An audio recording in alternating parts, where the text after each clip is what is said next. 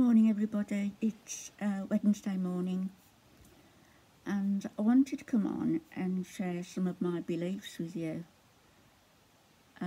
regarding what happens next, the next big thing. Some of you will know that I lost my husband in August. He passed away in August. It wasn't expected. As precise as ever, it was at 2 p.m. on the 22nd of August 2020, all the twos. And that was Alfie for you. He was meticulous about everything, really. And I think that came from his time in the army before he met me. He was 2 years national service in the UK. And then he liked it so much, he stayed for another 7 years. And then when he came out, he was working somewhere, and that's where I met him. But he passed away in August, and, you know, I felt like I wanted to die. We've been together since I was 15. But I know he's with me. I've felt him. I felt him touch me. I've heard my name called. I've had little things. Once you start noticing one sign, you start noticing lots of signs. I know he's with me. I know he forgives me. I knew that, you know, for all my faults and foibles. He always thought that I was just the world's greatest for some reason. And I'm not, and I wasn't. But I know he forgives me, and it's been very hard, still is very hard. When somebody dies, you have all these regrets, don't you? Things you could have done, things you should have done, things that you did do that you shouldn't have done, all of that. But I think we're here on earth, each one of us, we're here on earth to learn lessons. And sometimes the lessons are extremely hard, extremely. I can tell you. Somebody said I went in as a non-precious metal and came out like burnished copper because of things that's been going on. But I think that we probably are, a lot of us, given tasks, obstacles, to see what we can actually withstand as the earth moves into another dimension. We've all felt it. You must know it's happening. You know, the world will never be the same as it was after COVID-19. Never. And there's two main emotions that drives us. And the thing that's been driving us for the past couple of years, I think, is fear. Fear of what might happen. You know, is there going to be another wave? Are my family members going to be safe? I lost my brother-in-law. On his death certificate it was written COVID. But I think that they've been doing that with normal issues, like where people have got an underlying problem and they've got respiratory distress, and they've been writing COVID down. And, you know, fear can be a big paralyser of everything. It can make you stand still, shudder, in fear of what might happen tomorrow. But you know the saying, don't you? Tomorrow never comes. Yesterday is gone. All you've got is the here and now, and that's what you've got to live in. So fear of the future it'll not only paralyse you,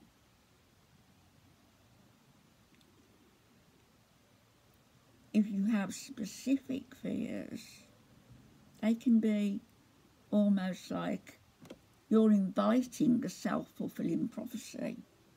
You're inviting problems into your life. So there's two major emotions, fear and love. And what is it we're told? In the Bible even, which you should all take with big grains of salt, because the Bible was written by men, for men. Not that I discount it all entirely, I don't. But love overcomes all. It really does. It wipes out all the negativity. And when you think, you know, all that there is, apart from the emotions, what we are spiritual beings having human experience. And it's all to do with vibration and frequency, whatever shape, form we take, whether it be an animal or whether you're lucky enough to come back as a human being, in which case you not only have to undergo these tests and learn and love and drop the hatred of people. That's not to say you can't criticise them, but I mean real hatred of people. If somebody's done you wrong and you're feeling angry, and that anger, all that anger is doing, it's eating at you. The other person, wherever they may be, they're laughing, having a whale of a time. They don't care about you. They've forgotten all about you. Whereas you're here thinking, oh, if only I could. If only I could. How dare they? It's not doing you any good. It's a negative emotion. It's impacting on you. It's lowering your frequency. And you can't afford to let that happen. The way the world is now, you can't. And we're all moving on to another level. I would say to you that inside every human being, every one of us in human form, in God's image, if you like, every one of us in human form has got inside of us, and I've always said it, a God spark. Where is God? Where is He? He's everywhere, and He's inside you. So whenever you want to talk and commune with your Maker, with the Source, with the universe, sit down and meditate and talk to yourself. Seek that God spark, honour it, love it, confide in it. Your life will change. I'm not perfect. I'm trying every day. For me now is a day hard to get through, you know. On my own, I haven't got a focus. I've got my family all around me, but it's not quite the same as having a focus, and I will find one, I will. I always used to be extremely busy, and now I'm just, well, I'm revamping my house, so I suppose there's that. But we're here on earth to learn many different lessons. One of those lessons also is to learn to love yourself, to look inside yourself, to be alone, not to fear being alone. You know, you can be in a partnership, in a marriage, a partnership, or living with parents or children, and wanting to move away, because just because you're family, you don't mean to say you're all going to get on. And you're living in fear. You're having a miserable existence, but you're living in fear of making a move. What's the worst thing that can happen if you make a move? If you find out it's the wrong move, move again. If you find out it's the wrong move, move again. I do have a belief in reincarnation. I do believe that we come back with the groups, the family, as was. Not necessarily with the mother as the mother and the father as the father, but this is what I believe. And there is life after death. And karma's real. And you keep coming back until you've got it perfect, as near perfect as can be. There's one other thing that I would mention. I'm vegan. I've been vegan now for about 20 odd years. And one of my biggest regrets is ever tasting animal flesh. I used to love the smell of a Sunday roast, you know. When you think of it, a leg of lamb. The leg of a little lamb in the oven roasting. Chickens, the children's pets, being roasted.